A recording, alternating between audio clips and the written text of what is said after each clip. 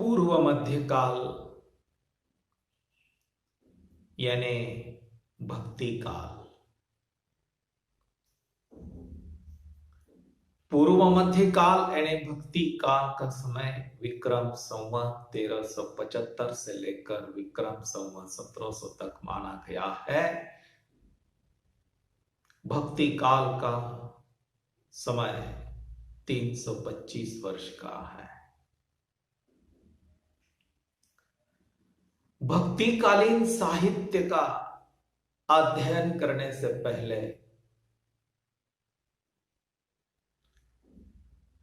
भक्ति काल की राजनीतिक पृष्ठभूमि, धार्मिक पृष्ठभूमि, सामाजिक पृष्ठभूमि और साहित्यिक पृष्ठभूमि का अध्ययन करना अत्यंत आवश्यक है। विक्रम संवत 1375 से लेकर विक्रम संवत 1700 तक इन 325 वर्ष के कालावधि में हमारे हिंदुस्तान की राजनीतिक, धार्मिक, सामाजिक परिस्थिति किस प्रकार की थी। बच्चों, मैंने इसके पहले आप लोगों से कहा है कि देश की परिस्थिति जैसी होती है उसी प्रकार का साहित्य जन्म लेता है, उसी प्रकार का साहित्य निर्माण होता है। विक्रम संवत 1375 से लेकर विक्रम संवत 1700 तक इन 325 वर्ष के कालावधि में हमारे हिंदुस्तान की राजनीतिक परिस्थिति कैसी थी। हमारे हिंदुस्तान में कौन राज्य कर रहे थे, उनका राज्य करने का, शासन करने का तरीका किस प्रकार का था। बच्चों, हिंदी साहित्य के भक्ति काल में राजनीतिक दृष्टि से अनेक घटनाएं घटित हुई। यानी राजनीतिक दृष्टि से यह युग अशांत और संघर्षमय रहा है। मैं तो कहता हूं कि भक्ति काल में हमारे हिंदुस्तान में राजनीतिक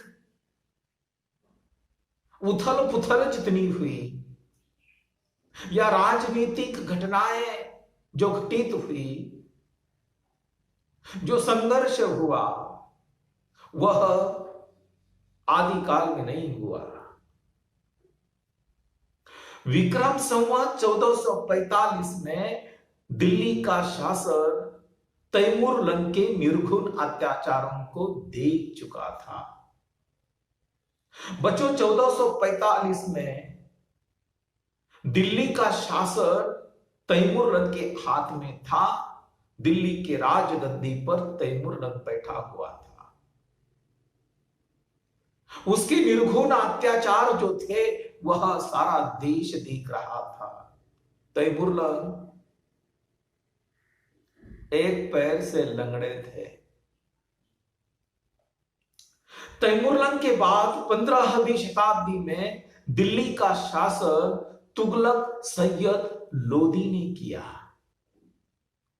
इसी समय मोहम्मद गौरी द्वारा जीते हुए प्रदेशों पर तुर्कों ने अपना अधिकार प्रस्थापित किया था।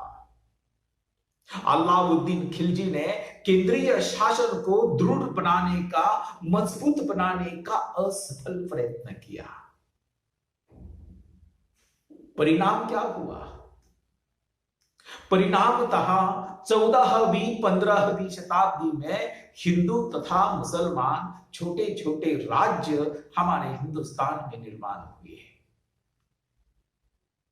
बाबर के आक्रमण के समय सभी प्रादेशिक राज्य स्वतंत्र रूप में थे। पानीपत का युद्ध हुआ।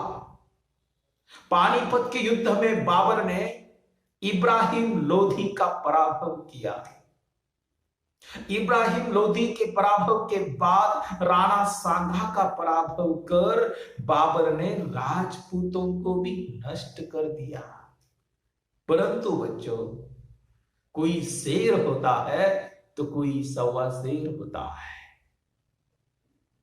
बाबर के बाद पठान शासक शेर शाह सूरी ने बाबर के पुत्र हुमायूं का पराभव किया, परंतु शेर शाह सूरी के बाद उसके जो उत्तराधिकारी थे वे अयोग्य साबित हुए, जिसका परिणाम यह हुआ कि मुगलों का नेतृत्व अकबर जैसे प्रतिभाशाली सम्राट के हाथ में चला गया।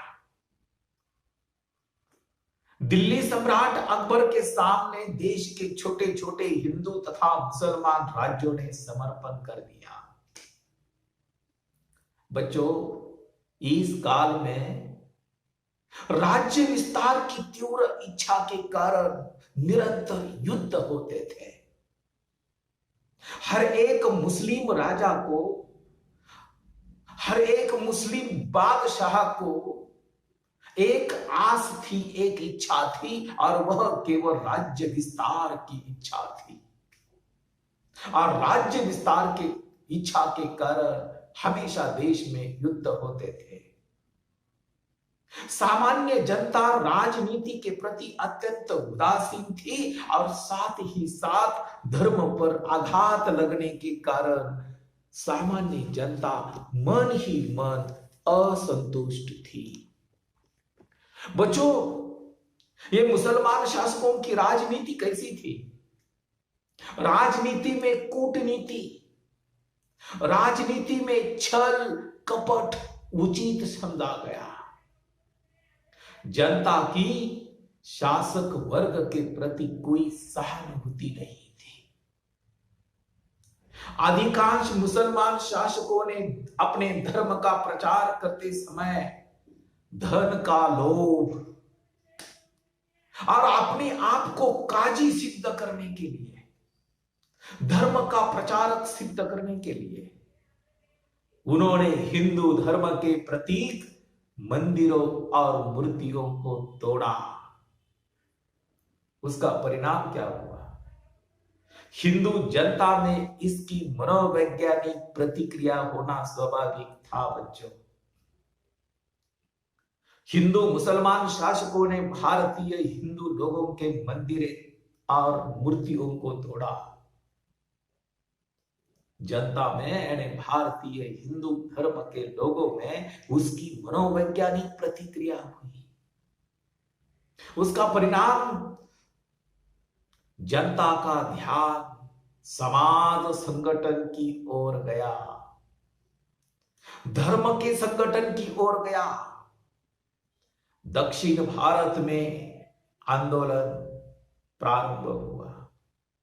दक्षिण भारत में जो शांतिमय आंदोलन चल रहा था वह उत्तर भारत में उसकी बागडोर जनता के कवियों ने अपने हाथ में ली। और इस समय के कवियों ने समाज की व्यवस्था के लिए जनता की भाषा में जनता को जागरूक करने के गीत गाए। बच्चों, इस समय के एड़े भक्ति काल के कवियों ने हिंदू मुस्लिम भेद को मिटाने के लिए पूर्ण रूप से प्रयत्न किया। भक्ति काल के जो कवि है वह कबीर होगा, दादू दयाल होगा, गुरु नानक होगा। महाराष्ट्र के कई ऐसे संत हैं उस समय। नामदेव जी थे, तुकाराम जी थे, एकनाथ जी थे, ज्ञानेश्वर थे।